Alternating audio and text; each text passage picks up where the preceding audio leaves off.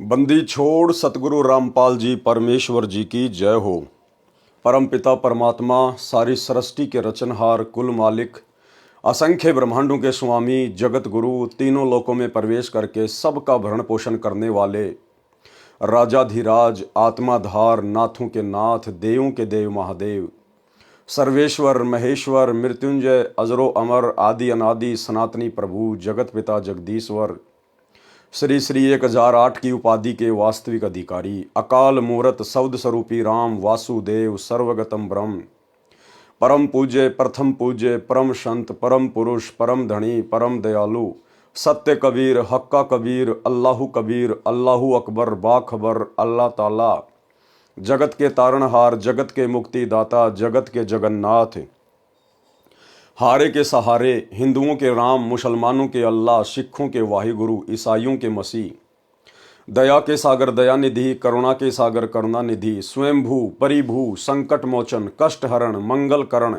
दुख भंजन अविगत कबीर निर्विकार निर्विषम परमात्मा अलय अलेख सतगुरु आदि अनादि सतगुरु असली मर्यादा पुरुषोत्तम असली राम असली कृष्ण असली घनश्याम असली मुरारी राजाओं के राजा महाराजाओं के महाराजा शहंशाहों के शहंशाह सम्राटों के सम्राट भगवानों के भगवान अल्लाहों के अल्लाह प्रभुओं के प्रभु मसीहाओं के मसीह सच्चे वाहिगुरु बाबाओं के बाबा पीरों के पीर सेठों के सेठ जगत सेठ सावरसा सेठ सर्वगुण संपन्न अनंत कोटि कलाओं के स्वामी अनंत कोटि ब्रह्मांडों के नायक योगियों में महायोगी ध्यानियों में महाध्यानी सिद्धों में परम सिद्ध ज्ञानियों में तत्वज्ञानी ब्रह्म ज्ञानी महाज्ञानी परम ज्ञानी सर्वश्रेष्ठ ज्ञानी विज्ञानी युवा कबीर समर्थ कबीर असमवात अमित ओजा सच्चे रहनुमा करीम अल्लाह सुभान अल्लाह दुनिया के अंतिम पैगंबर 8 सितंबर 1951 से गांव धनाना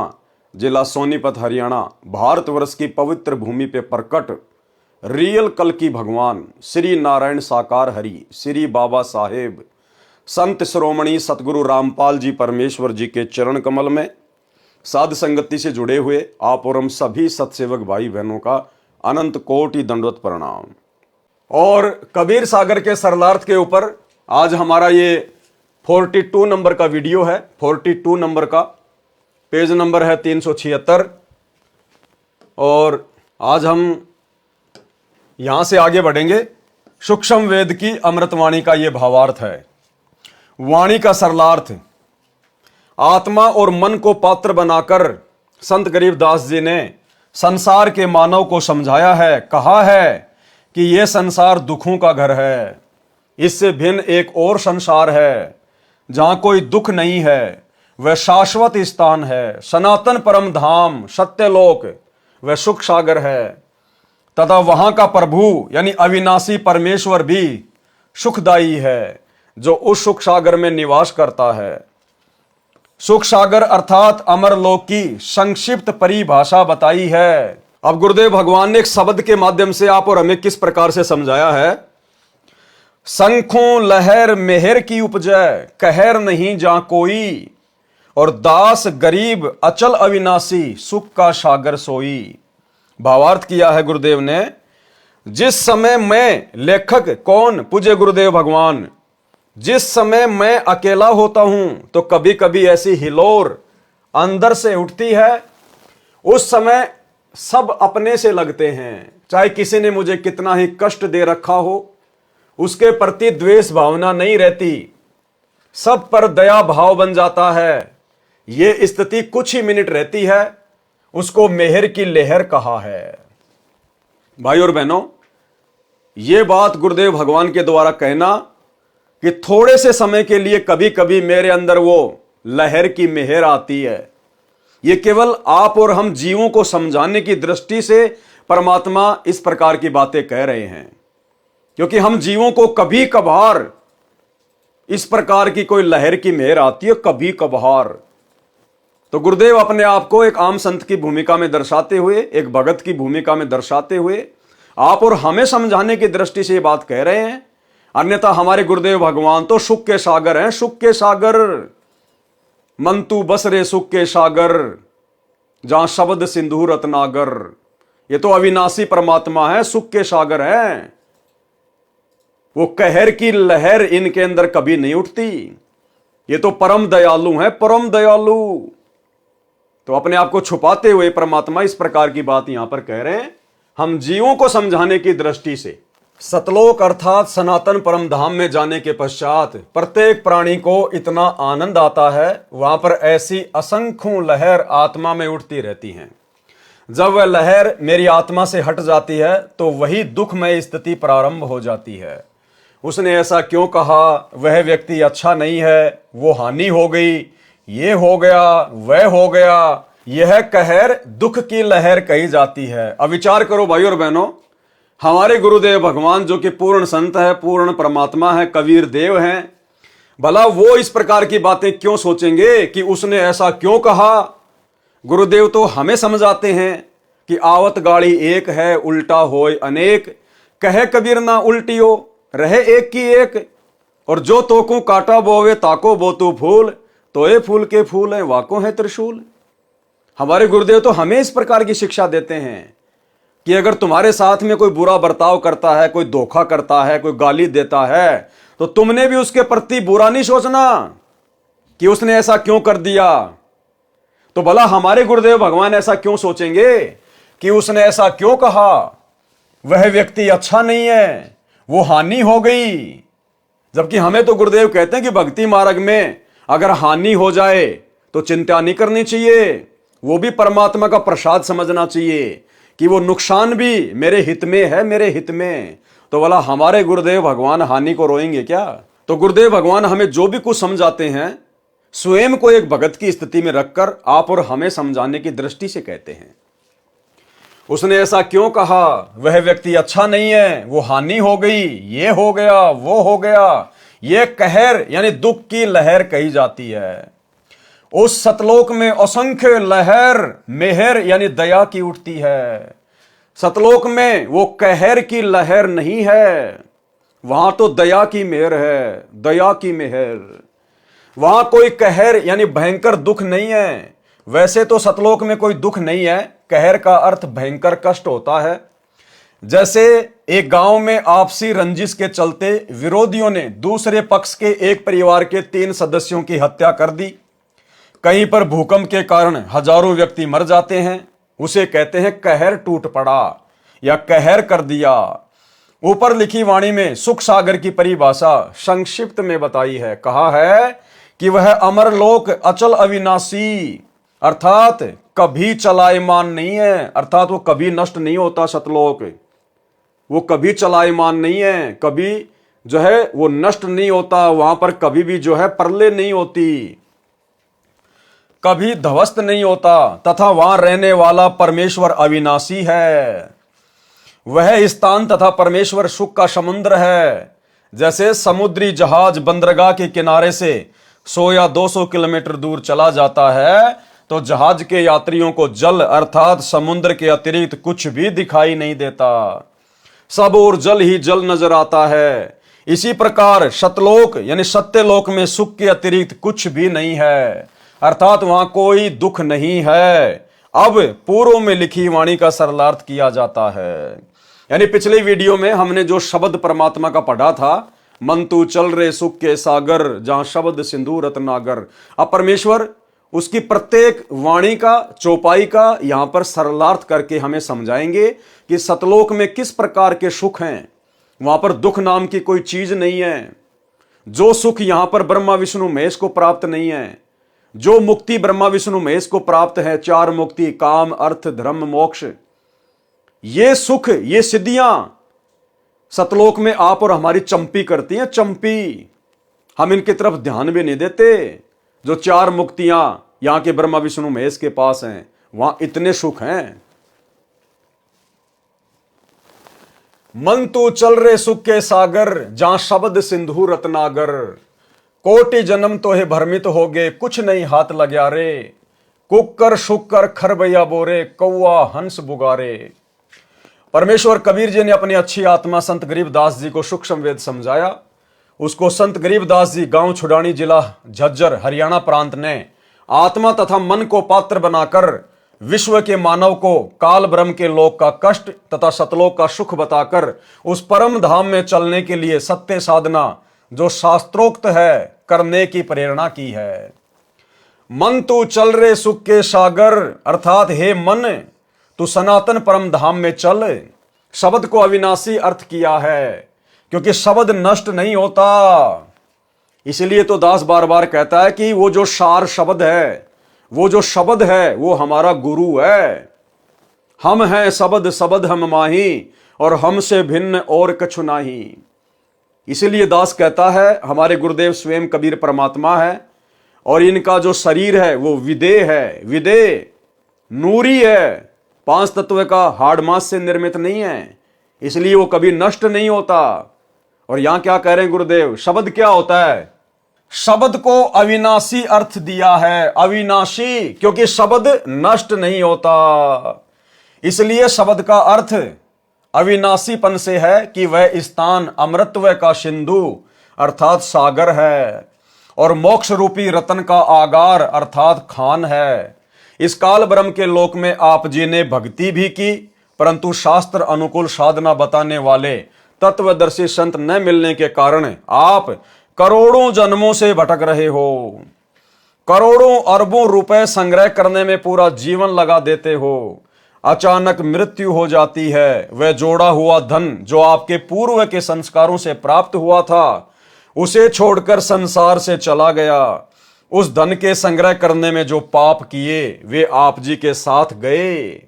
आप जी ने उस मानव जीवन में तत्वदर्शी संत से दीक्षा लेकर शास्त्र विधि अनुसार भक्ति की साधना नहीं की, जिस कारण से आपको कुछ हाथ नहीं आया। पूर्व के पुण्यों के बदले धन ले लिया, वह धन यहीं रह गया, आपको कुछ भी नहीं मिला। आपको मिले धन संग्रह तथा भक्ति शास्त्र अनुकूल न करने के पाप, जिनके कारण आप कुकर यानी कुत्ता, खर यानी गधा, शुकर यानी सुअर, कौवा, काग पक्षी, हंस एक पक्षी जो केवल सरोवर में मोती खाता है, बुगा यानी बुगला पक्षी आदि आदि की योनियों को प्राप्त करके कष्ट उठाया। फिर अगली चौपाई का अर्थ किया गुरुदेव ने, कोटि जन्म तू राजा कीन्या मिटी न मन की आशा, और भिक्षुक होकर दर दर हांड्या मिला न निर्गुण राशा। सरलार्थ, हे मानव, आप जी ने काल ब्रह्म की कठिन से कठिन साधना की, घर त्याग कर जंगल में निवास किया, फिर भिक्षा प्राप्ति के लिए गांव व नगर में घर घर के द्वार पर हांड्या अर्थात घूमा। जंगल में साधनारत साधक निकट के गांव या शहर में जाता है, एक घर से भिक्षा पूरी नहीं मिलती तो अन्य घरों से भोजन लेकर जंगल में चला जाता है। कभी कभी तो साधक एक दिन भिक्षा मांग कर लाते हैं, उसी से 2-3 दिन निर्वाह करते हैं। रोटियों को पतले कपड़े, रुमाल जैसे कपड़े को छालना कहते हैं, छालने में लपेटकर पेड़ की टहनियों से बांध देते थे। वे रोटियां सूख जाती थी, उनको पानी में भिगोकर नरम करके खाते थे। वे प्रतिदिन भिक्षा मांगने जाने में जो समय व्यर्थ होता था उसकी बचत करके उस समय को काल ब्रह्म की साधना में लगाते थे। भाई और बहनों, कितनी गजब की बात कह रहे हैं गुरुदेव भगवान कि जिन साधु संतों ने, ऋषि महात्माओं ने घोर तपस्या की, सतयुग में, त्रेता में, द्वापर में, जिस समय हजारों वर्षों की उम्र होती थी, लाखों वर्षों की उम्र होती थी सिर्फ परमात्मा प्राप्ति के लिए, और वो लोग अपना समय बचाने के लिए कि हमारा जरा भी समय भक्ति के अलावा व्यतीत नहीं होना चाहिए, एक एक क्षण का सदुपयोग होना चाहिए। यदि हमने घर छोड़ा है तो परमात्मा प्राप्ति के लिए छोड़ा है। अब यदि उस समय को हम बर्बाद करेंगे, बकवादों में बर्बाद करेंगे, तो परमात्मा हमसे नाराज होगा, दुखी होगा। वो गांव में जाते थे, रोटियां मांग के लाया करते थे, और भाई और बहनों, ज्यादा से ज्यादा समय तपस्या में लगे, भक्ति में लगे, परमात्मा प्राप्ति में लगे। वो रोटियों को एक कपड़े में बांधकर पेड़ से टांग दिया करते थे, और उन रोटियों को 2-3 दिन तक जो सूख जाया करती थी को पानी में भिगो के नरम करके खाया करते थे। अब वर्तमान में भगवान ने हमें कितनी सुविधा दे दी, और खुद साक्षात वर्तमान में धरती पे परमात्मा प्रकट है। वो साधु संत महात्मा ऐसी कठिन तपस्या करके अपने आत्म कल्याण के लिए जिस भगवान की प्राप्ति करना चाहते थे, काल ब्रह्म की, उस काल ब्रह्म की छाया के भी दर्शन नहीं हुए उनको। और हम भगत भाई बहनों को घर बैठे पूर्ण परमात्मा मिल गया, अल्लाहू अकबर मिल गया, उस काल का पिता मिल गया, जिसकी भक्ति से पूर्ण मोक्ष होगा, जिसकी प्राप्ति के लिए इतनी कठिन साधना भी नहीं करनी, जंगल में भी नहीं जाना, घर परिवार भी नहीं छोड़ना, अपना काम करते करते अपने बाल बच्चों के साथ मर्यादाओं में रह के भक्ति करनी है, बढ़िया बढ़िया खाना खाना है। तो सोचिए भाई और बहनों, उन पहले वाले साधु संत ऋषि महात्माओं की तुलना में वर्तमान में संत रामपाल जी के जिन भक्तों को परमात्मा मिल चुका है संत रामपाल जी के रूप में, आज वे क्या कर रहे हैं, आज वे कहां खड़े हैं। आप लोग तो समय की नजाकत को समझ ही नहीं रहे। अपने कोऑर्डिनेटरों के कहने से, गुरुदेव के परिवार के कहने से दुनिया भर की तो तुम राजनीतिक रैलियों में धक्के खाते हो। कभी नरेंद्र मोदी की गोहाना की रैली में, कभी नरेंद्र मोदी की भोपाल की रैली में, कभी कोई पीला पर्चा निकाल दिया कि वहां से वो व्यक्ति चुनाव लड़ रहा है, हमने उसको वोट डालना है, उसका समर्थन करना है। कभी आप लोगों को कहां पर धक्के खाने के लिए बैठा दिया जाता है, कभी जाट आरक्षण में, कभी गुंडों की सीबीआई जांच में। आज आप भाई बहन जो सतलोक आश्रमों से जुड़े हुए हैं, आपका स्टैंड कहां है? अरे कहां खड़े हो तुम? कैसे परमात्मा तुमसे प्रसन्न होगा? सोचो उन आत्माओं को जिन्होंने ऐसी घोर तपस्या की परमात्मा प्राप्ति के लिए, जिनको मार्ग भी सही नहीं मिला हुआ था, अपना एक सेकंड भी फालतू में बर्बाद नहीं करते थे। और तुम सत्संग के बहाने इन आश्रमों में जाते हो, दुनिया भर की रिश्तेदारियां जोड़ते हो, दुनिया भर का जो आडंबर इन आश्रमों में गुरुदेव के परिवार ने सेट कर रखा तुम्हारे मनोरंजन के लिए, जुलाहों का कुआं, वहां जाकर सेल्फियां लेते हो। मिट्टी की गाय, मिट्टी के बैल, उनको देखते हो। कबीर जी का झोपड़ा, मिट्टी का पहाड़, लहर तारा तालाब, दुनिया भर की रंगोलियां, मनोरंजन के लिए जाते हो, टाइम पास करते हो वहां जाके। परमात्मा कितना नाराज होगा, कल्पना भी नहीं कर सकते। समय की नजाकत को समझो। पूर्ण ब्रह्म परमात्मा काल का भी बाप धरती पे प्रकट है हमारे गुरुदेव भगवान के रूप में। अपना परम सौभाग्य समझो, जो बिन बुलाए मेहमान की तरह परमात्मा आ गया। आप और हमने कभी सपने में भी नहीं सोचा था इस भगवान और भक्ति के बारे में। इस भगवान ने आके हमारा हाथ पकड़ा है। अपनी नालायकी के चलते, अपनी अज्ञानता के चलते हाथ मत छुड़ाओ परमात्मा से। समय का सदुपयोग करो, ज्ञान को आधार बनाओ, साध संगति से जुड़े हुए भाई बहनों से शिक्षा लो। ड्रामेबाजी नहीं चलेगी। आने वाले समय में जिसकी मर्यादा होगी, जिसके पास भक्ति धन होगा, उसका बचाव होगा। रोटियों को पतले कपड़े, रुमाल जैसे कपड़े को छालना कहते हैं। छालने में लपेटकर पेड़ की टहनियों से बांध दिया करते थे। वे रोटियां सूख जाती थी, उनको पानी में भिगोकर नरम करके खाते थे। वे प्रतिदिन भिक्षा मांगने जाने में जो समय व्यर्थ होता था, उसकी बचत करके उस समय को काल ब्रह्म की साधना में लगाते थे। भावार्थ है कि जन्म मरण से छुटकारा पाने के लिए, अर्थात पूर्ण मोक्ष प्राप्ति के लिए वेदों में वर्णित विधि तथा लोक वेद से घोर तप करते थे। उनको तत्वदर्शी संत न मिलने के कारण निर्गुण रासा अर्थात गुप्त ज्ञान, जिसे तत्व ज्ञान कहते हैं, वह नहीं मिला। क्योंकि यजुर्वेद अध्याय 40 मंत्र 10 में तथा चारों वेदों का सारांश रूप श्रीमद् भगवत गीता अध्याय 4 श्लोक 32 तथा 34 में कहा है कि जो यज्ञों द्वारा अर्थात धार्मिक अनुष्ठानों का विस्तृत ज्ञान स्वयं सच्चिदानंद घन ब्रह्म अर्थात परम अक्षर ब्रह्म अपने मुख कमल से बोलकर सुनाता है, वह तत्व ज्ञान अर्थात सूक्ष्म वेद है। गीता ज्ञानदाता ब्रह्म ने कहा है कि उस तत्व ज्ञान को तू तत्व ज्ञानियों के पास जाकर समझ।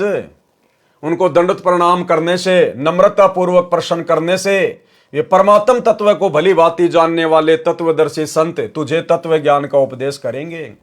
अब भाई और बहनों, ये परमात्म तत्व को भली भांति कौन जान सकता है?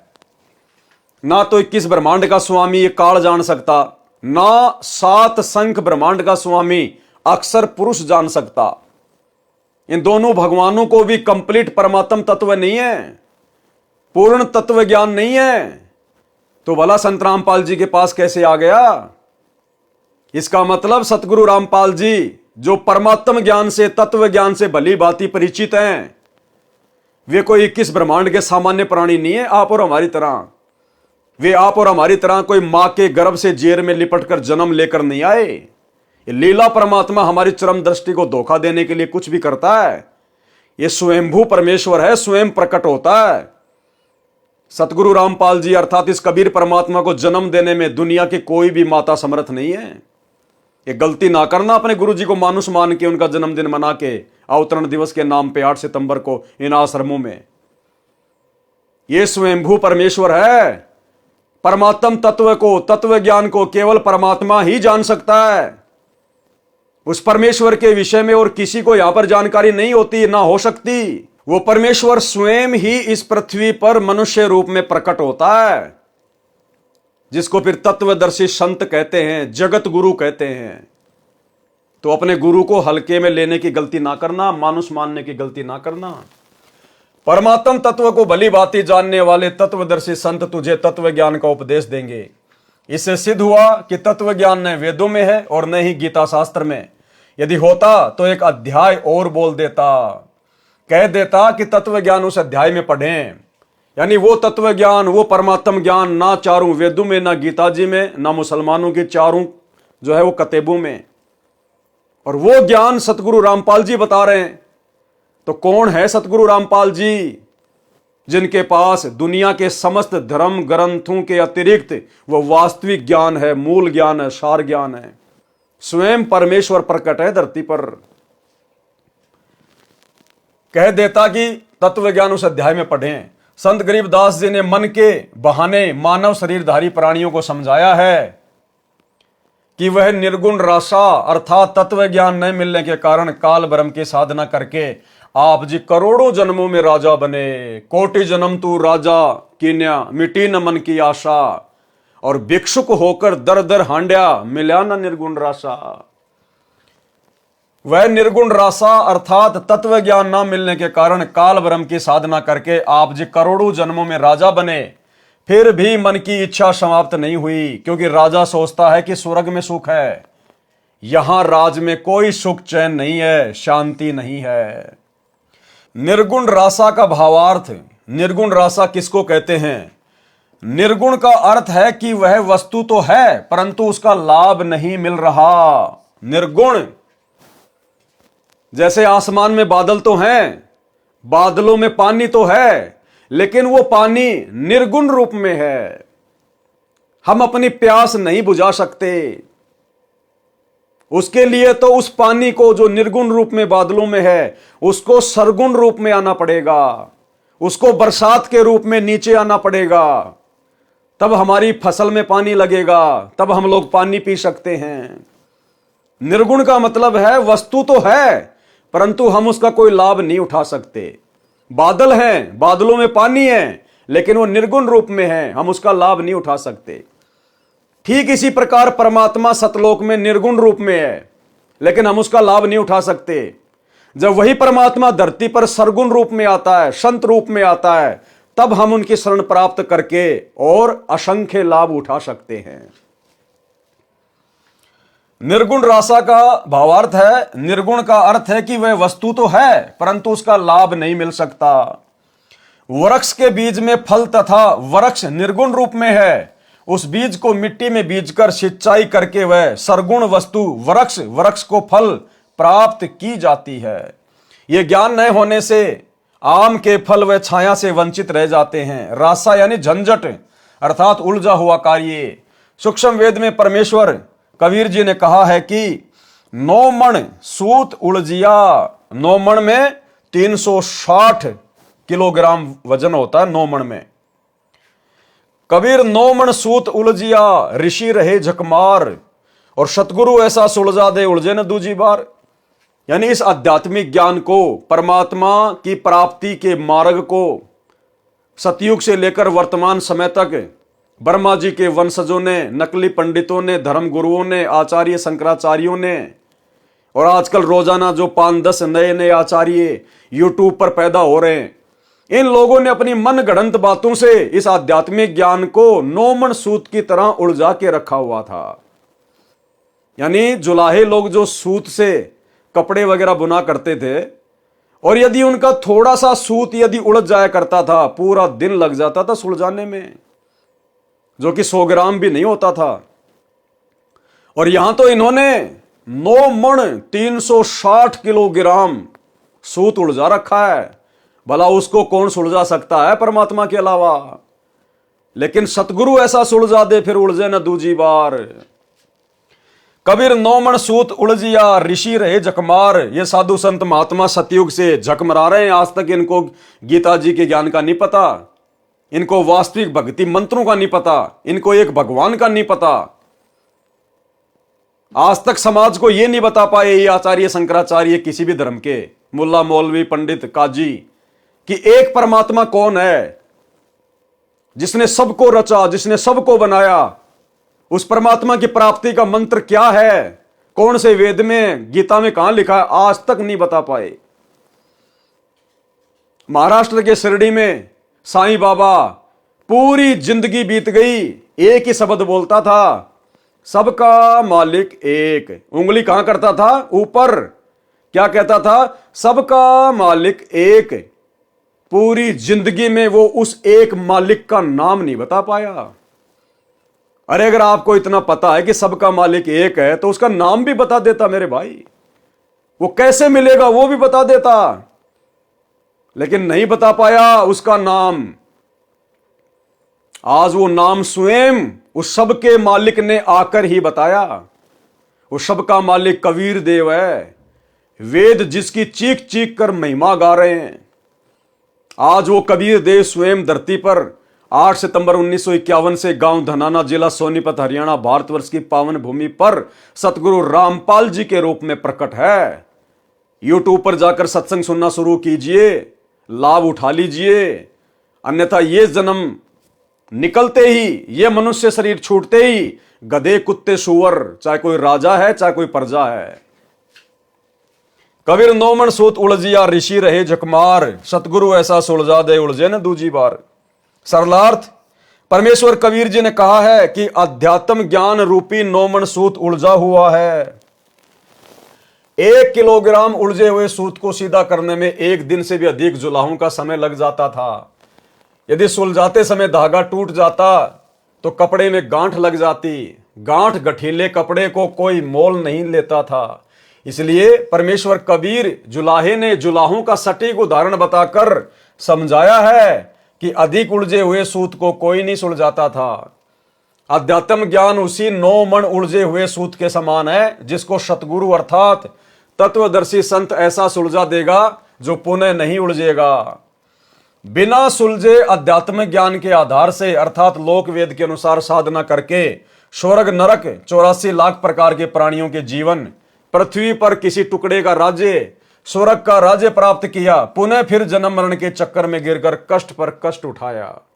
परंतु काल ब्रह्म की वेदों में वर्णित विधि अनुसार साधना करने से वह परम शांति तथा सनातन परम धाम प्राप्त नहीं हुआ, जो गीता अध्याय 18 श्लोक 62 में कहा है।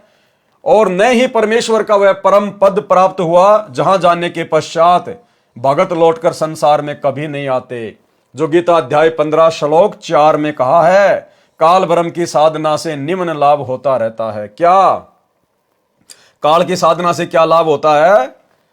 इंद्र कुबेर ईश की पदवी, ब्रह्मा वरुण धर्मराया, विष्णुनाथ के लोक में जाकर तू बहुर वापस आया, अपूठा आया।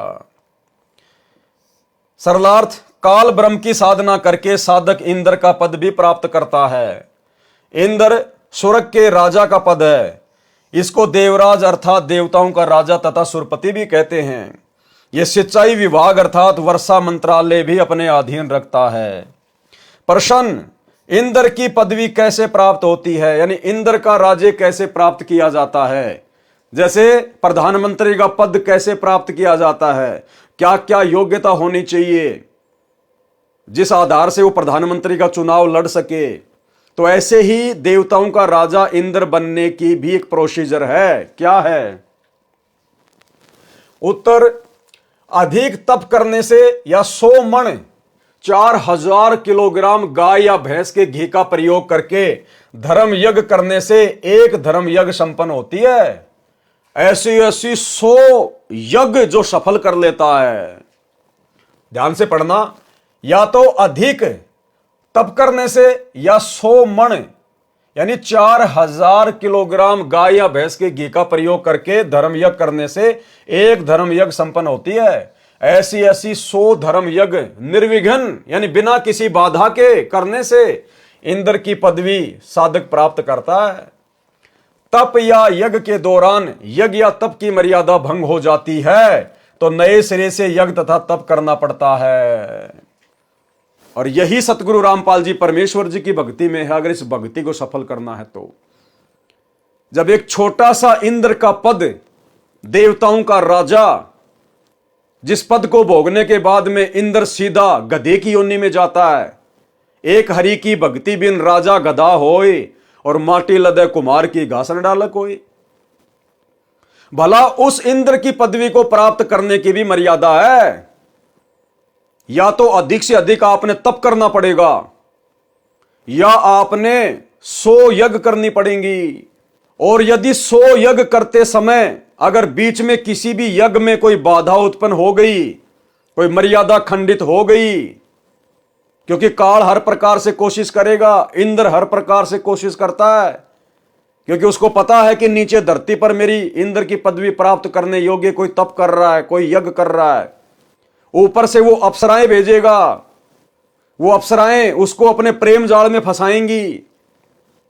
जैसे विश्वामित्र को फंसा लिया था, मार्कंडे ऋषि को फंसाने के लिए आई थी, या अन्य प्रकार से मर्यादा तुड़वाएगा, गुस्सा करवाएगा, कोई मारकाट करवाएगा।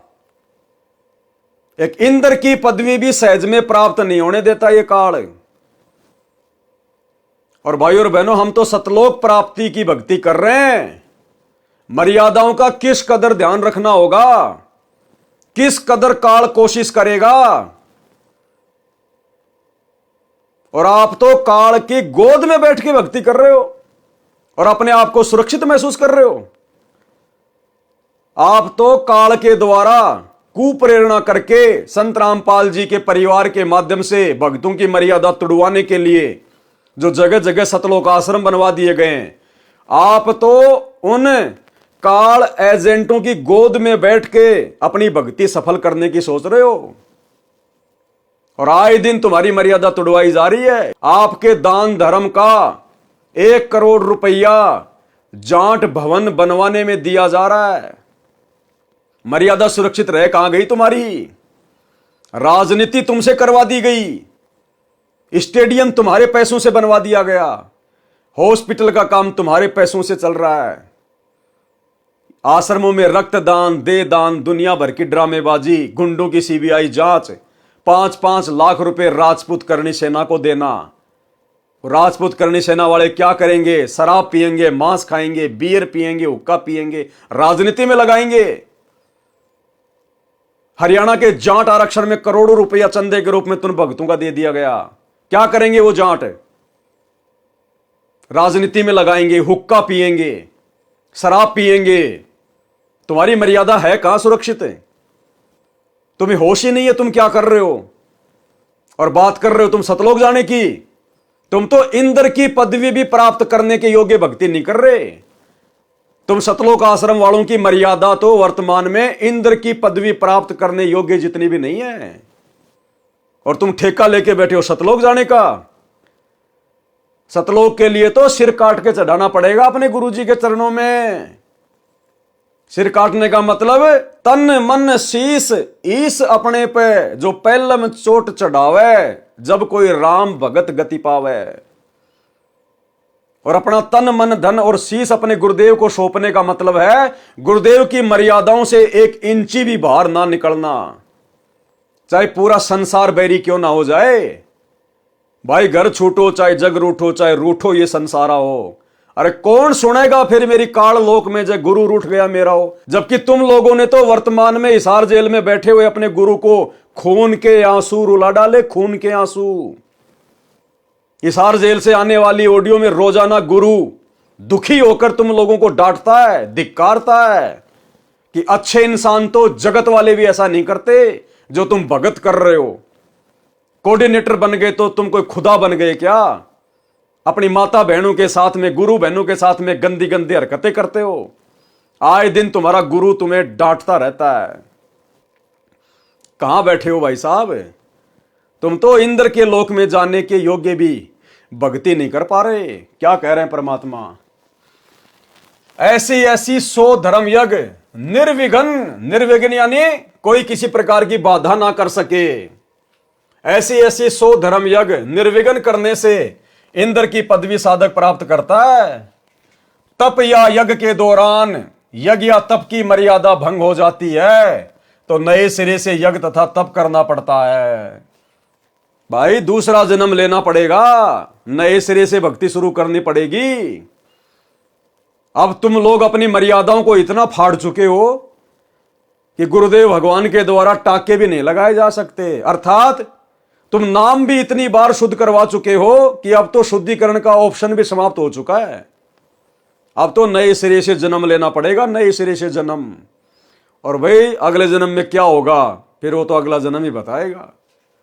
जब इस जन्म में तुम कोई तीर नहीं मार सके, अगले जन्म में भला क्या तुम तोप चलाओगे? सफल होने पर ही इंद्र की पदवी प्राप्त होती है। इस प्रकार इंद्र की पदवी प्राप्त होती है।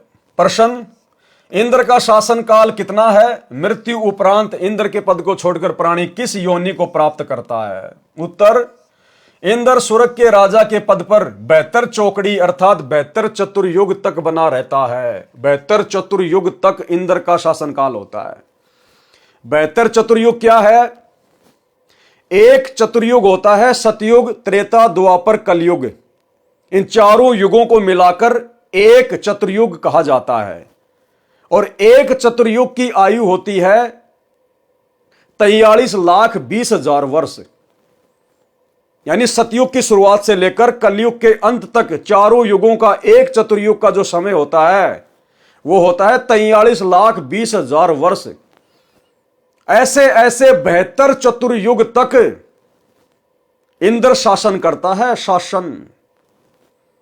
और जब उसका शासनकाल पूरा हो जाता है या बीच में कोई दूसरा व्यक्ति इंद्र की गद्दी प्राप्त करने योग्य कोई तप कर लेता है, कोई यज्ञ कर लेता है, तो उस इंद्र को बीच में भी हटा दिया जाता है। इतने समय तक वो शासन करता है। इंद्र स्वर्ग के राजा के पद पर 72 चौकड़ी अर्थात 72 चतुर्युग तक बना रहता है। एक चतुर्युग में सतयुग, त्रेता, द्वापर तथा कलयुग का समय होता है, जो 17,28,000 यानी सतयुग का जो समय होता है वो होता है 17,28,000 का। 12,96,000 वर्ष का समय होता है त्रेता युग का।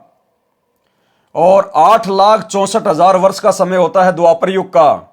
और 4,32,000 वर्ष का समय होता है कलयुग का। क्रमशः सतयुग, त्रेता, द्वापर, कलयुग का समय अर्थात 43,20,000 वर्ष का समय एक चतुर्युग में होता है। ऐसे ऐसे बने 72 चतुर्युग तक वह साधक इंद्र के पद पर स्वर्ग के राजा का सुख भोगता है। एक कल्प अर्थात ब्रह्मा जी के एक दिन में जो 1008 चतुर्युग का होता है। अब ब्रह्मा जी का तो एक दिन ही 1008 चतुर्युग का होता है। 14 जीव इंद्र के पद पर रहकर अपना किया पुण्य कर्म भोगते हैं। यानी ब्रह्मा जी के एक दिन में 14 इंद्र अपना शासनकाल पूरा करके मर जाते हैं। 14 जीव इंद्र के पद पर रहकर अपना किया पुण्य कर्म भोगते हैं। इंद्र के पद को भोगकर वे प्राणी गधे का जीवन प्राप्त करते हैं। इंद्र की, देवताओं के राजा की, जिसकी पूजा की जाती है, जिसकी महिमा की जाती है, सुरपति, वो जब अपना शासनकाल पूरा कर लेता है तो सीधा गधे की योनि में आता है धरती पर। कुम्हार के नीचे। फिर असहनीय कष्ट भोगता है, जितना सुख प्राप्त किया उससे कहीं ज्यादा फिर दुख भोगेगा यहां पर। इसलिए परमात्मा कहते हैं इंद्र का राज कागदा बिष्टा, कि भक्तों के लिए, जिनको तत्वदर्शी संत मिल गया, जिनको शतलोक का ज्ञान मिल गया, उन भक्तों के लिए तो इंद्र का राज्य भी ऐसा होना चाहिए जैसे कौवे की बीट थूक कर चलना चाहिए, नहीं चाहिए। कथा मार्कंडे ऋषि तथा अप्सरा का संवाद। एक समय बंगाल की खाड़ी में मार्कंडे ऋषि तप कर रहा था। इंद्र के पद पर विराजमान को यह शर्त होती है कि तेरे शासन काल में 72 चौगड़ी युग के दौरान यदि पृथ्वी पर कोई व्यक्ति इंद्र का पद प्राप्त करने योग्य तप या धर्म यज्ञ कर लेता है और उसकी क्रिया में कोई बाधा नहीं आती है, तो उस साधक को इंद्र का पद दे दिया जाता है और वर्तमान इंद्र से वह पद छीन लिया जाता है।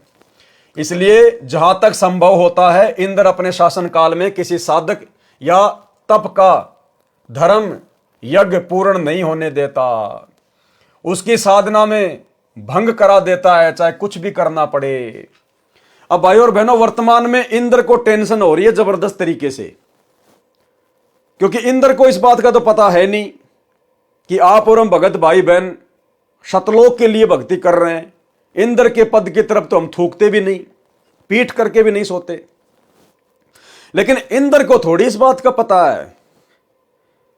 आप और हमें गुरुदेव भगवान ने जो भक्ति दे रखी है, जो 5 यज्ञ दे रखे हैं, इंद्र की गद्दी प्राप्त करने के लिए जो 100 यज्ञ करनी पड़ती है ना, उतने यज्ञ तो हम एक दिन में कर लेते हैं। एक दिन में हमें गुरुदेव ने 5 यज्ञ दे रखी है। एक यज्ञ ज्ञान की, यदि हम रोजाना 1 घंटा भी बैठकर ध्यान से सत्संग सुनते हैं, हमारी एक यज्ञ पूरी हो जाती है। आप और हम मात्र 1 घंटे अगर ध्यान से बैठकर सत्संग सुनते हैं, मर्यादा में रहकर, हमारी एक यज्ञ पूर्ण हो जाती है। दूसरी यज्ञ ध्यान की, यानी सत्संग को ध्यान से सुनना, मंत्रों को ध्यान से करना, आरती को मन लगा के करना, ध्यान से करना, वो होती है ध्यान यज्ञ। अपनी मर्यादाओं का ध्यान रखना, ध्यान यज्ञ, वो हमारा दूसरा यज्ञ हो गया। तीसरी यज्ञ हवन की। हम अपने घर पर प्रतिदिन गाय या भैंस के देसी घी से खड़ी बत्ती वाला दीपक जलाते हैं। रोजाना हमारा एक हवन यज्ञ बन रहा है। चौथी यज्ञ है दंडवत करना, प्रणाम यज्ञ।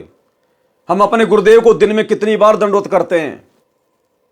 हर बार हमें एक यज्ञ का लाभ मिलता है। लेकिन मिलेगा किसको? हर किसी को नहीं मिलेगा कि नाम ले लिया, गुरुजी को दंडवत कर रहे हैं, यज्ञ हो गई। नहीं, आपको बार बार समझाया जाता है कि दंडवत यज्ञ का लाभ कैसे मिलेगा। जिस समय आप अपने गुरु को ही अपना इष्ट मानकर और शरीर के 8 अंगों सहित दंडवत प्रणाम करोगे। नित्य नियम में पढ़ते हो ना रोजाना, अष्ट अंग से दंडवत प्रणामा, संध्या प्रात करे निष्कामा। ये 8 अंग कौन कौन से हैं जो पृथ्वी से स्पर्श होना चाहिए? उसके बाद गुरु को ही अपना इष्ट मानना है। आपके गुरु के अलावा यदि आपके घर में किसी और की फोटो मिल गई, गरीबदास जी की, दादा गुरु जी की, पंडित चिदानंद जी की, दाढ़ी मूछ वाले नकली कबीर की, तो आपकी दंडवत, आपका हवन यज्ञ, आपका ज्ञान यज्ञ, आपका ध्यान यज्ञ कभी कंप्लीट नहीं हो सकता।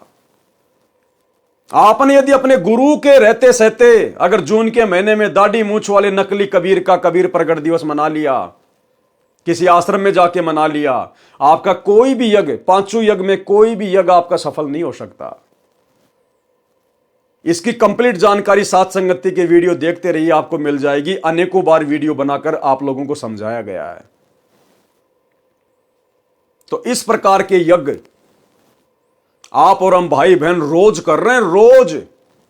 तो इंद्र को ऊपर टेंशन हो रही है, उसका सिंहासन डोल जाता है, क्योंकि अब सतगुरु रामपाल जी की संगत में केवल उनके साथ संगति से जुड़े हुए भगत ही अपनी 5 यज्ञ को निर्विघ्न रूप से रोजाना सफल कर रहे हैं। वास्तव में यदि संत रामपाल जी की संगत में किसी की यज्ञ सफल हो रही है तो केवल सत्सेवकों की, क्योंकि पूरी टर्म एंड कंडीशन के साथ में यदि कोई भक्ति कर रहा है, पांचों यज्ञ कर रहा है तो संत रामपाल जी के भगत साथ संगति से जुड़े हुए। तो इंद्र का जो सिंहासन है वो बुरी तरह से डोल रहा है, बुरी तरह से, उसके समझ में नहीं आ रहा। अब वो तोड़ने का प्रयास करेगा। फिर जब उसको पता चलेगा साहब ऐसे ऐसे संत रामपाल जी के भगत हैं और वो लोग साहब ये धार्मिक यज्ञ कर रहे हैं, तो इंद्र घबराया हुआ है। अब घबराया हुआ इंद्र क्या करेगा? मर्यादा तोड़वाएगा। किनकी? जिनके ऊपर गुरु का पूरा आशीर्वाद नहीं है।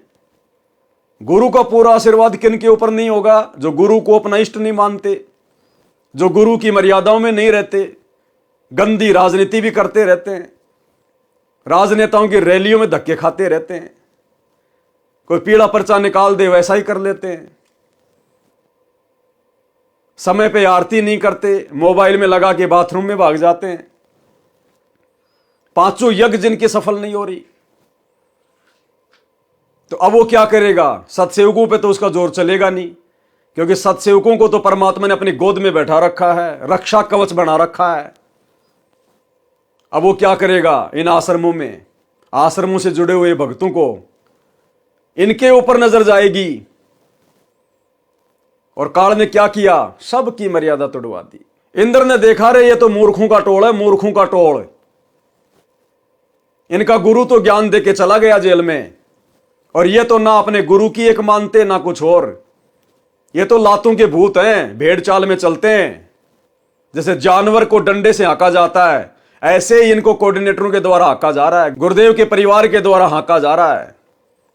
तो काल ने देखा कि इनकी मर्यादा तोड़वाना तो बड़ा आसान है, क्योंकि ये तो अंध भगत हैं। ये अपने गुरुदेव के ज्ञान का तो इस्तेमाल करते ही नहीं, अपना बुद्धि विवेक तो लगाते नहीं। तो काल ने पकड़ा उन लोगों को जिन लोगों के ऊपर संगत अंधविश्वास करती है।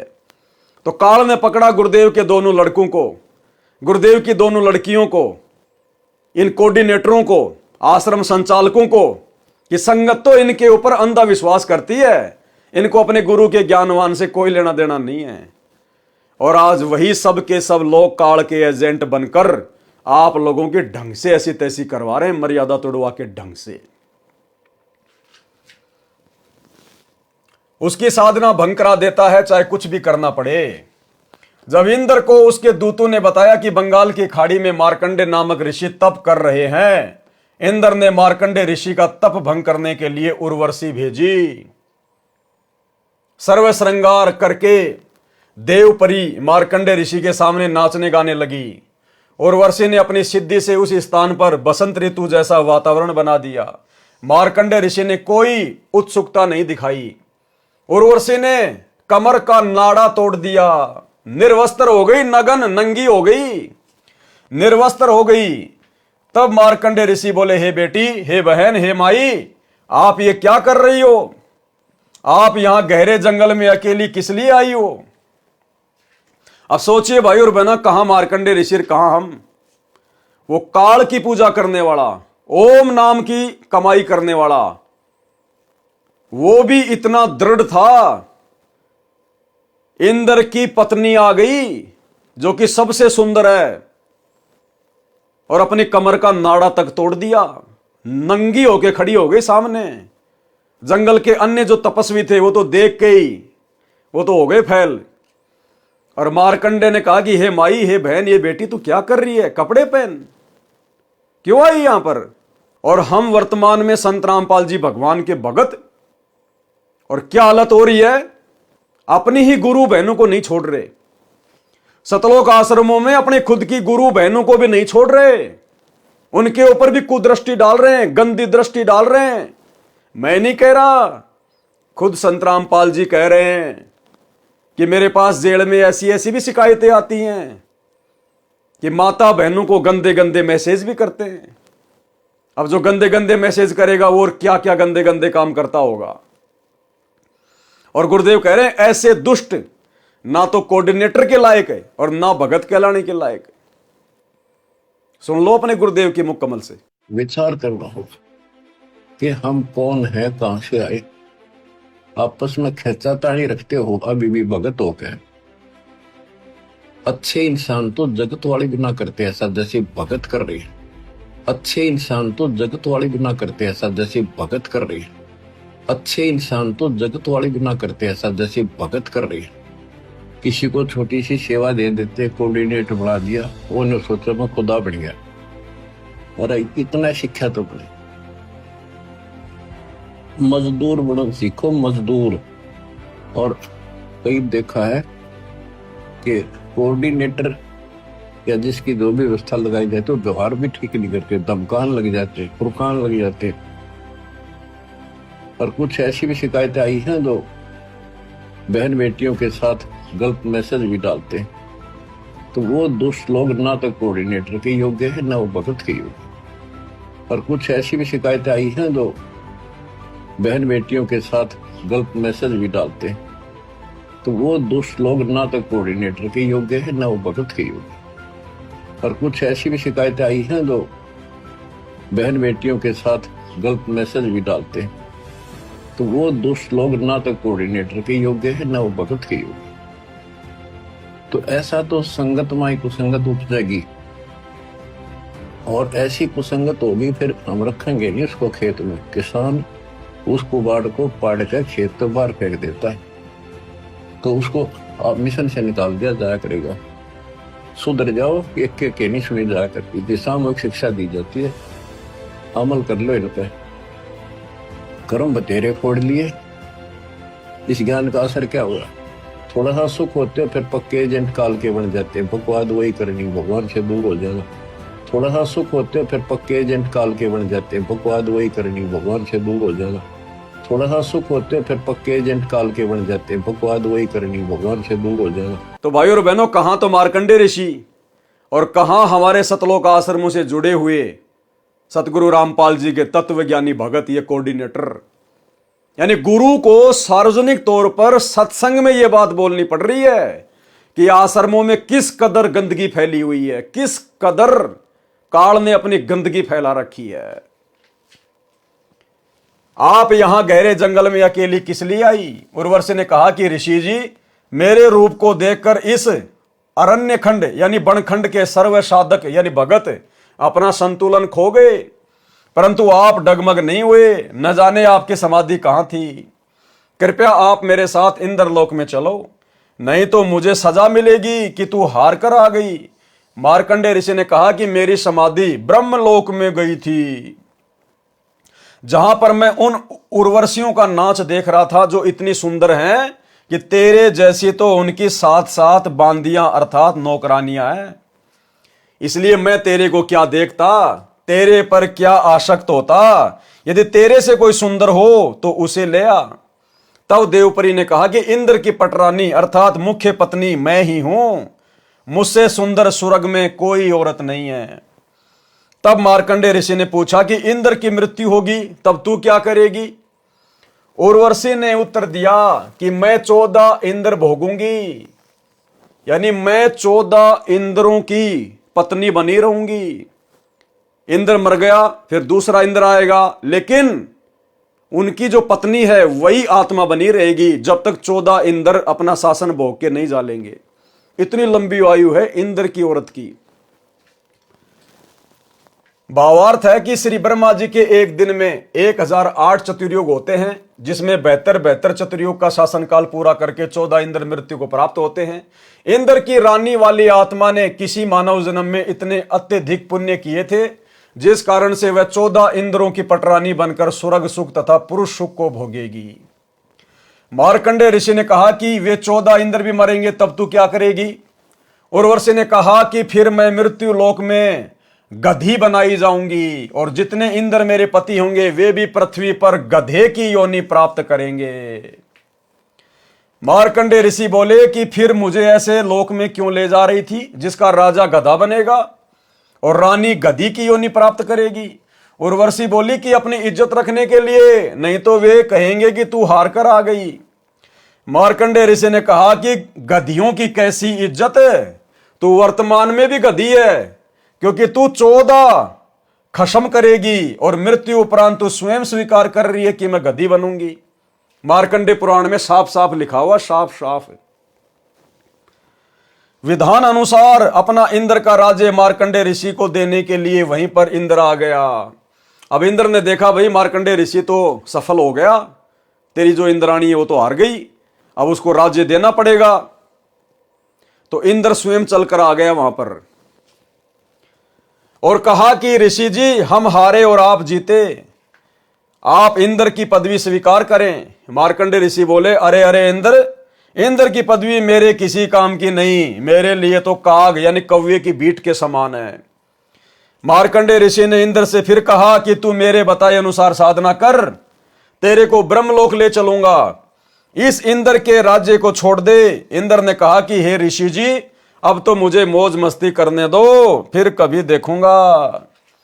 और यही सतगुरु रामपाल जी के परिवार ने, उनके बेटा बेटियों ने, इन स्टेट कोऑर्डिनेटर ने सोच रखा है कि अभी तो मौज करने दो, संगत थूक रही है, ज्योति पाठ और दान के नाम पे थूक रही है, अभी तो हमें चाटने में आनंद आ रहा है, अभी तो हमें ऐश करने दो, मौज मस्ती करने दो, राजनीति करने दो, समाज वालों से भाईचारा निभाने दो। संगत थूक रही है, हम चाट रहे हैं, आनंद आ रहा है। पाठक जनों विचार करो, इंद्र को पता है कि मृत्यु के उपरांत गधे का जीवन मिलेगा, फिर भी उस क्षणिक सुख को त्यागना नहीं चाहता। कहा कि फिर कभी देखूंगा। फिर कब देखेगा? गधा बनने के पश्चात तो कुमार देखेगा कितना वजन गधे की कमर पर रखना है, कहां से डंडा मारना है।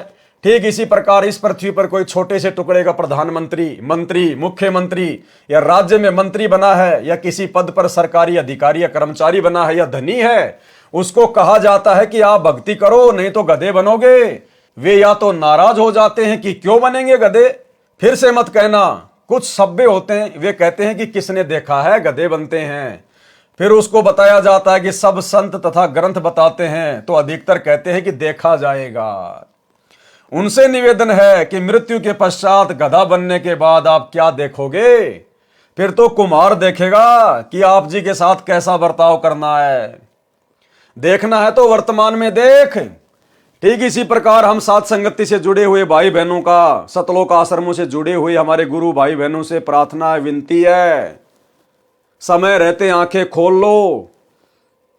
तुम्हारी आंखों के सामने जो दुष्ट कर्म, जो घटिया कर्म, मर्यादा विरुद्ध कर्म, गुरुदेव के सत्संगों के विरुद्ध मनमाना आचरण इन सतलोक आश्रमों में तुमसे करवाया जा रहा है, गुरुदेव का परिवार कर रहा है तुम्हारे दान धर्म पर। समय रहते सुधर जाओ, आंखें खोल लो, साथ संगति से जुड़ जाओ, अन्यथा बाद में फिर भाई कुमार देखेगा, कुमार। देखना है तो वर्तमान में देख, बुराई छोड़कर शास्त्र अनुकूल साधना करो, जो वर्तमान में विश्व में केवल मेरे पास, लेखक रामपाल दास के पास है। आओ ग्रहण करो और अपने जीव का कल्याण कराओ। ऊपर लिखी वाणी नंबर 3 में बताया है कि इंद्र, कुबेर तथा ईश की पदवी प्राप्त करने वाले तथा ब्रह्मा जी का पद, वरुण, धर्मराय का पद प्राप्त करके तथा विष्णु जी के लोक को प्राप्त, देव पद प्राप्त भी वापस जन्म मरण के चक्कर में रहता है। इंद्र, कुबेर, ईश की पदवी, ब्रह्मा, वरुण, धर्मराया और विष्णु लोक के पुर को जाकर तू फिर भी वापस आया। इतना सब कुछ सुख भोग कर भी जो काल तक की साधना करते हैं या मर्यादा तोड़कर पूर्ण संत की साधना करते हैं, उनको ये सुख मिलेंगे। इंद्र का पद भी मिलेगा, विष्णु का पद भी मिलेगा, धर्मराय का पद भी मिलेगा, लेकिन वापस फिर गधा भी बनना पड़ेगा, गधा।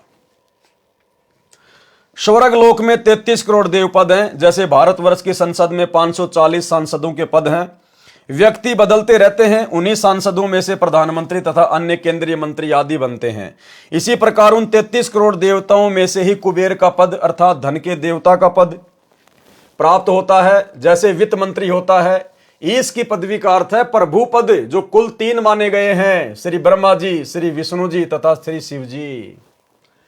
वरुण देव जल का देवता है। धर्मराय मुख्य न्यायाधीश है, जो सब जीवों के कर्मों का फल देता है, उसे धर्मराज भी कहते हैं। ये सर्व काल ब्रह्म की साधना करके पद प्राप्त करते हैं। पुण्य समाप्त होने के पश्चात पद से मुक्त होकर पशु पक्षियों आदि की 84 लाख प्रकार की योनियों में चले जाते हैं। फिर नए ब्रह्मा जी, नए विष्णु जी तथा नए शिव जी इन पदों पर विराजमान होते हैं। उपरोक्त सर्व देवता जन्मते मरते हैं, ये अविनाशी नहीं है। इनकी स्थिति आप जी को सृष्टि रचना अध्याय में इसी पुस्तक में स्पष्ट होगी कि ये कितने भगवान हैं, कितने प्रभु हैं, किसके पुत्र हैं तथा कौन इनकी माता जी है। अन्य प्रमाण श्री देवी पुराण सचित्र मोटा टाइप केवल हिंदी, गीता प्रेस गोरखपुर से प्रकाशित के 3रे स्कंद में पेज नंबर 123 पर लिखा है कि तुम शुद्ध स्वरूपा हो। यानी विष्णु जी अपनी माता दुर्गा से प्रार्थना कर रहे हैं कि तुम शुद्ध स्वरूपा हो, ये सारा संसार आप ही से उद्भासित हो रहा है। मैं यानी विष्णु, ब्रह्मा और शंकर आपकी कृपा से विद्यमान है। हमारा तो आविर्भाव यानी जन्म तथा तिरोभाव अर्थात मृत्यु हुआ करता है, यानी हम तो जन्मते और मरते हैं। आप प्रकृति देवी हैं। शंकर भगवान बोले कि हे देवी, यदि विष्णु के पश्चात उत्पन्न होने वाले ब्रह्मा आपसे उत्पन्न हुए तो क्या मैं तमोगुणी लीला करने वाला शंकर क्या आपकी संतान नहीं हुआ? अर्थात मुझे भी उत्पन्न करने वाले तुम ही हो। हम तो केवल नियमित कार्य ही कर सकते हैं, यानी जैसा आप हमें आदेशित करती हो हम तो केवल वही कर सकते हैं। अर्थात जिसके भाग्य में जो लिखा है हम वही प्रदान कर सकते हैं, न अत्यधिक कर सकते हैं न कम कर सकते हैं। पाठक जनों, इस श्री देवी पुराण के उल्लेख से स्पष्ट हुआ कि श्री ब्रह्मा जी, श्री विष्णु जी तथा श्री शंकर जी नासवान हैं। इनकी माता जी का नाम श्री देवी दुर्गा है। अधिक जानकारी आप सृष्टि रचना अध्याय से ग्रहण करेंगे जो इसी पुस्तक में लिखी है। ये प्रधान देवता हैं, अन्य इनके निम्न स्तर के देव हैं। ये सर्व जन्मते मरते हैं। अविनाशी राम यानी अविनाशी परमात्मा ये नहीं है। श्रीमद् भगवद गीता अध्याय 10 श्लोक 2 में लिखा है कि गीता ज्ञानदाता काल ब्रह्म ने कहा है कि मेरी उत्पत्ति को न तो देवता जानते हैं न ही महर्षि जन जानते, क्योंकि इन सब का आदि कारण मैं ही हूं, अर्थात ये सर्व मेरे से उत्पन्न है। गीता अध्याय 14 श्लोक 3 में गीता ज्ञानदाता ने कहा कि हे अर्जुन, मेरी प्रकृति अर्थात दुर्गा तो गर्भ धारण करती है, मैं उसके गर्भ में बीज स्थापित करता हूं, यानी पति पत्नी व्यवहार करता हूं, जिससे सर्व प्राणियों की उत्पत्ति होती है। गीता अध्याय 14 श्लोक 4 में गीता ज्ञानदाता ने कहा कि हे अर्जुन, नाना प्रकार की सब योनियों में जितने शरीरधारी मूर्तियां उत्पन्न होती हैं, प्रकृति यानी दुर्गा तो उन सबकी गर्भ धारण करने वाली माता है। अहम ब्रह्म यानी मैं ब्रह्म यानी काल बीज स्थापित करने वाला पिता हूं। गीता अध्याय 14 श्लोक 5 गीता ज्ञानदाता ने स्पष्ट किया है कि हे अर्जुन, सत्व गुण श्री विष्णु जी, रजगुण श्री ब्रह्मा जी तथा तमगुण श्री शिव जी, ये प्रकृति अर्थात दुर्गा देवी से उत्पन्न तीनों देवता अर्थात तीनों गुण अविनाशी जीव आत्मा को कर्मों के अनुसार शरीर में बांधते हैं। उपरोक्त परमाणु से स्पष्ट हुआ कि उपरोक्त देवता नाशवान हैं तथा काल ब्रह्म के पुत्र हैं।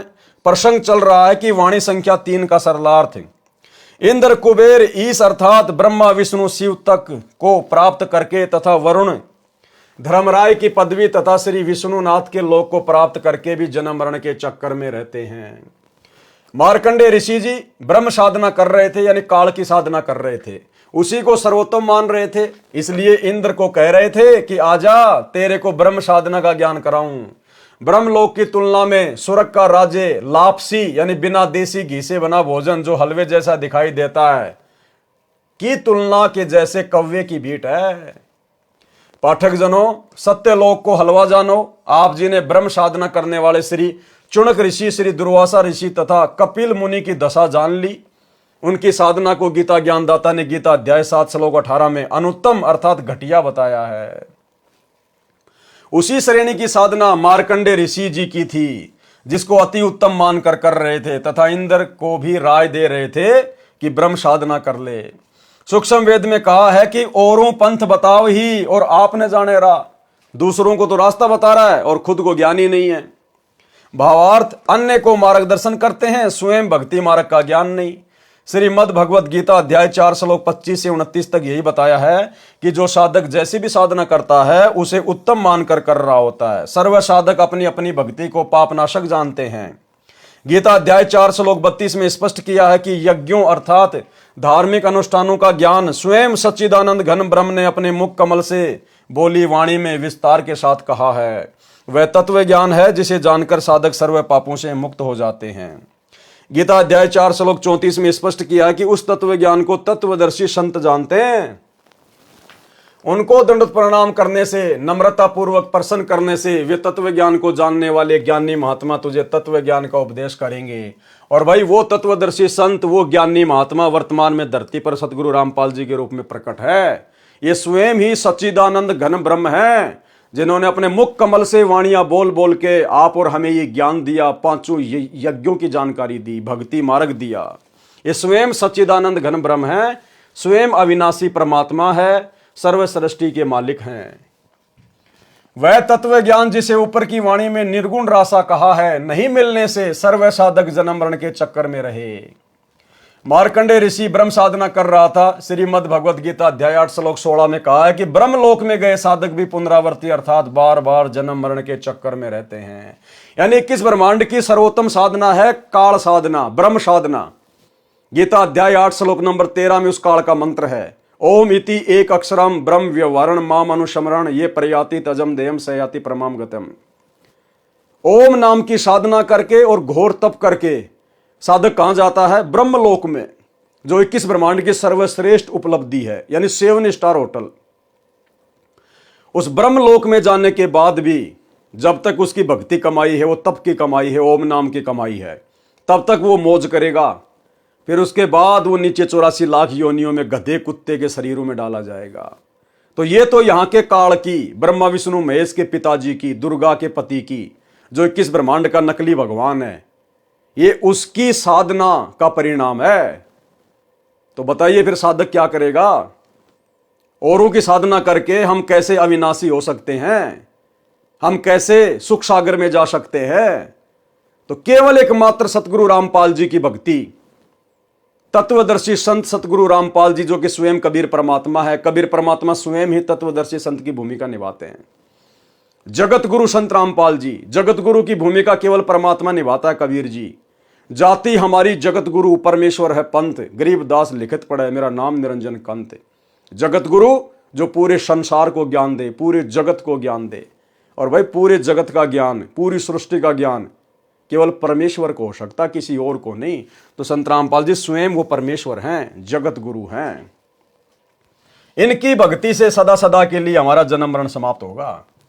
वाणी संख्या 4, असंख्य जन्म तो हे मर्त्या होंगे, जीवित क्यों न मरे रे। और 12 मध्य मैल मठ बोरे, बहुर न दे धरे रे।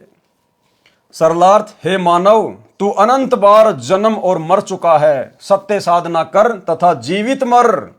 जीवित मरने का तात्पर्य है कि भगत को ज्ञान हो जाता है कि इस संसार की प्रत्येक वस्तु अस्थायी है। यह शरीर भी स्थायी नहीं है, जन्म मृत्यु का बखेड़ा भी भयंकर है। इस संसार में दुख के अतिरिक्त कुछ नहीं है। मानव शरीर प्राप्त करके मोक्ष प्राप्त नहीं किया तो पशु जैसा जीवन जिया।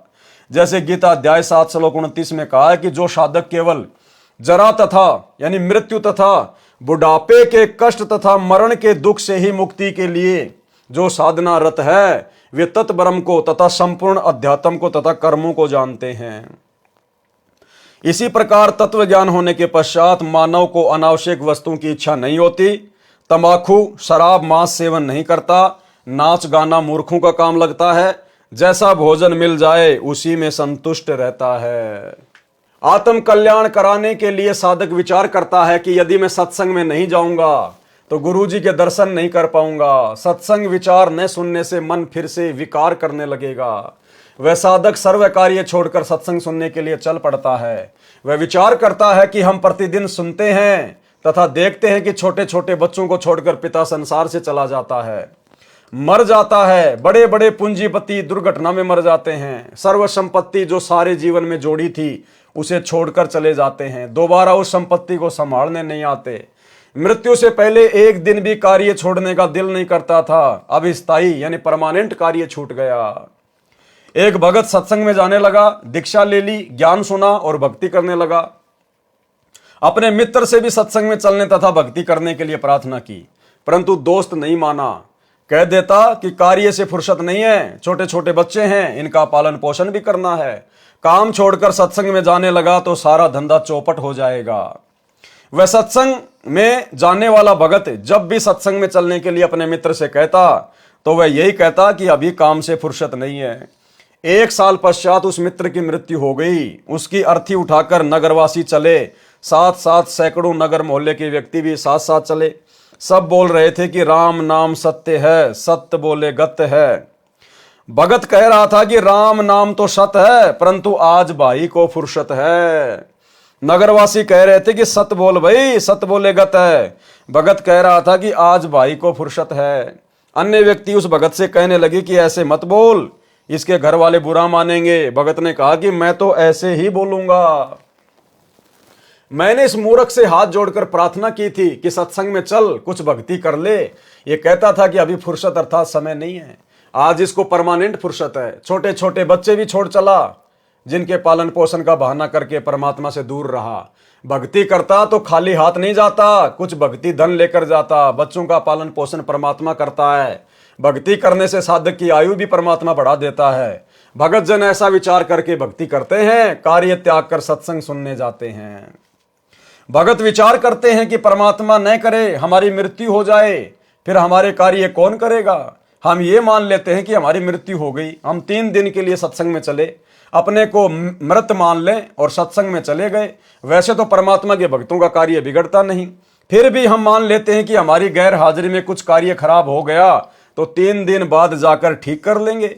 वास्तव में टिकट कट गई अर्थात मृत्यु हो गई तो परमानेंट कार्य बिगड़ गया, फिर कभी ठीक करने नहीं आ सकते। इस स्थिति को जीवित मरना कहते हैं। यानी परमेश्वर का काम सबसे पहले, उसके बाद अन्य सांसारिक कार्य। वाणी का से सरलार्थ, द्वादश मध्य मैल मठ बोरे, बहुर न दे धरे रे। सरलार्थ श्रीमद् भगवद गीता अध्याय 15 श्लोक 4 में कहा है कि तत्व ज्ञान की प्राप्ति के पश्चात परमेश्वर के उस परम पद की खोज करनी चाहिए जहां जाने के पश्चात साधक लौटकर संसार में कभी नहीं आते, अर्थात उनका पुनर्जन्म नहीं होता, वे फिर देह धारण नहीं करते। सूक्ष्म वेद की ये वाणी ये स्पष्ट कर रही है कि वह परम धाम द्वादश अर्थात 12वें द्वार को पार करके उस परम धाम में जाया जाता है। आज तक सर्व ऋषि महर्षि संत मंडलेश्वर केवल 10 द्वार बताया करते, परंतु परमेश्वर कबीर जी ने अपने स्थान को प्राप्त कराने का सत्य मार्ग, सत्य स्थान स्वयं ही बताया है। उन्होंने 12वां द्वार बताया है। तो भाई सतयुग से लेकर वर्तमान कलयुग तक ये 12वें द्वार की जानकारी संत रामपाल जी के अलावा धरती पर किसी ने भी किसी को नहीं दी। तो कौन हुए संत रामपाल जी? स्वयं कबीर परमात्मा। उन्होंने 12वां द्वार बताया है। इससे भी स्पष्ट हुआ कि आज तक सन 2012 तक, यानी जब तक ये कबीर सागर का सरलार्थ लिखा, सन 2012 तक पूर्व के सर्व ऋषियों संतों तथा पंथों की भक्ति काल ब्रह्म तक की थी, जिस कारण से जन्म मृत्यु का चक्कर चलता रहा। वाणी संख्या 5, 2 जग बहिस्त सभी तय देखे, राजपाट के रसिया, 3 लोक से त्रिपत नाही, ये मन भोगी खशिया। सरलार्थ तत्व ज्ञान के अभाव में पूर्ण मोक्ष का मार्ग न मिलने के कारण कभी 2 जग अर्थात नरक में गए, कभी बहिस्त अर्थात स्वर्ग में गए, कभी राजा बनकर आनंद लिया। यदि इस मानव को 3 लोक का राज्य भी दे दे तो भी तृप्ति नहीं होती। उदाहरण, यदि कोई गांव का सरपंच बन जाता है तो वह इच्छा करता है कि विधायक बने तो मौज हो जाए, विधायक इच्छा करता है कि मंत्री बनूं तो बात कुछ अलग हो जाएगी, मंत्री बनकर इच्छा करता है कि मुख्यमंत्री बनूं तो पूरी चौधर महिमा हो जाएगी, आनंद ही न्यारा होगा, सारे प्रांत पर कमांड चलेगी। मुख्यमंत्री बनने के पश्चात प्रबल इच्छा होती है कि प्रधानमंत्री बनूं तो जीवन की सफलता है। तब तक जीवन लीला समाप्त हो जाएगी, फिर गधा बनकर कुम्हार के लट खा रहा होगा। इसलिए तत्व ज्ञान में समझाया है कि काल ब्रह्म द्वारा बनाई स्वर्ग नरक तथा राजपाट प्राप्ति की भूल भुलैया में सारा जीवन व्यर्थ कर दिया। एक अब्राहिम सुल्तान अधम नाम का बलक शहर का राजा था। वह पूर्व जन्म का बहुत अच्छा भगत था, परंतु वर्तमान के ऐश्वर्य में मस्त होकर परमात्मा को भूल चुका था। राज के ठाट में तथा महलों में आनंद मान बैठा था। एक दिन परमात्मा कबीर जी सतलोक से आकर एक यात्री का रूप बनाकर राजा के महल में गए तथा कहा कि सराय वाले 1 कमरा किराए पर दे, पैसे बता, रात्रि बितानी है। राजा ने कहा, हे भोले यात्री, आपको ये सराय दिखाई देती है? मैं राजा हूं और ये मेरा महल है। यात्री रूप में परमात्मा ने पूछा कि आपसे पहले इस महल में कौन रहते थे? राजा ने कहा कि मेरे पिता दादा परदादा रहा करते थे। यात्री रूप में परमेश्वर ने कहा कि आप कितने दिन रहोगे इस महल में? राजा ने कहा कि 1 दिन मैं भी चला जाऊंगा इन्हें छोड़कर। परमेश्वर बोले कि यह सराय अर्थात धर्मशाला नहीं तो क्या है, यह सराय है। जैसे तेरे बाप दादा गए ऐसे ही तू चला जाएगा, इसलिए मैंने महल को धर्मशाला बताया है। राजा को वास्तविकता का ज्ञान हुआ, संसार की इच्छा त्याग कर आत्म कल्याण करवाया, सदा रहने वाला सुख तथा अमर जीवन प्राप्त करने के लिए दीक्षा ली और आजीवन भक्ति की, अपना मानव जीवन सफल किया। वाणी संख्या 6। सतगुरु मिले तो इच्छा मेटे, पद मिल पदे समाना, चल हंसा उस लोक पठाऊं जो आदि अमर स्थाना। सरलार्थ, यदि तत्वदर्शी संत सतगुरु मिले तो उपरोक्त ज्ञान बताकर काल ब्रह्म के लोक की सर्व वस्तुओं से तथा पदों से इच्छा समाप्त करके पद मिले पदे समाना। इसमें एक पद का अर्थ है पद्धति अर्थात शास्त्र विधि अनुसार साधना, वे ऑफ वर्शिप। दूसरे पद का अर्थ है अमरलोक अर्थात स्थान। सतगुरु साधना करवाकर परमेश्वर के उस परम पद की प्राप्ति करवा देता है जहां जाने के पश्चात फिर लौटकर संसार में कभी नहीं आते। हे भगत, चल तुझे उस लोक में भेज दूं जो आदि अमर स्थान है, अर्थात गीता अध्याय 18 श्लोक 62 में वर्णित सनातन परम धाम है जहां परम शांति है। वाणी संख्या 7। चार मुक्ति जहां चंपी करती माया हो रही दासी, दास गरीब अभय पद पर से मिले राम अविनाशी। सरलार्थ, उस सनातन परम धाम में परम शांति तथा अत्यधिक सुख है। काल ब्रह्म के लोक में चार मुक्ति मानी जाती हैं जिनको प्राप्त करके साधक अपने को धन्य मानता है, परंतु वे स्थायी नहीं है। कुछ समय उपरांत पुण्य समाप्त होते ही फिर 84 लाख प्रकार की योनियों में कष्ट उठाता है, परंतु उस सतलोक में चारों मुक्ति वाला सुख सदा बना रहेगा। माया आपकी नौकरानी बनकर रहेगी। संत गरीबदास जी ने बताया है कि अमरलोक में जाने के पश्चात प्राणी निर्भय हो जाता है और उस सनातन परम धाम में वह अविनाशी राम अर्थात परमेश्वर मिलेगा। इसलिए पूर्ण मोक्ष के लिए शास्त्र अनुकूल भक्ति करनी चाहिए जिससे उस परमात्मा तक जाया जा सकता है।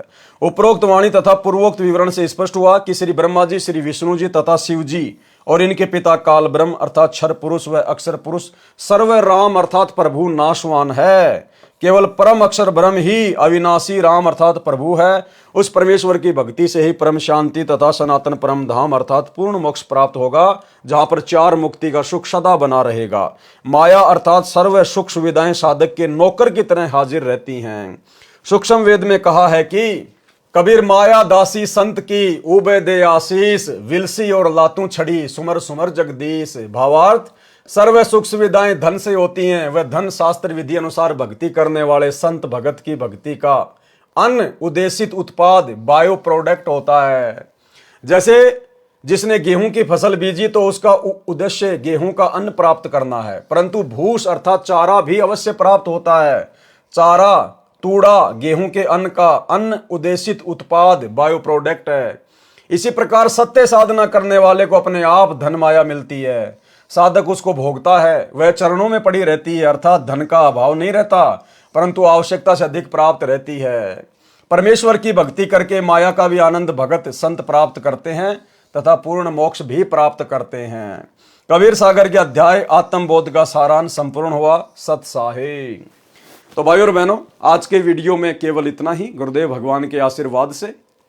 और कल रात्रि 8 बजे सभी भाई बहन फिर से दास के Facebook page Pawan Das is live के ऊपर लाइव जुड़ेंगे, एक नए वीडियो के साथ में, एक नई आध्यात्मिक जानकारी के साथ में।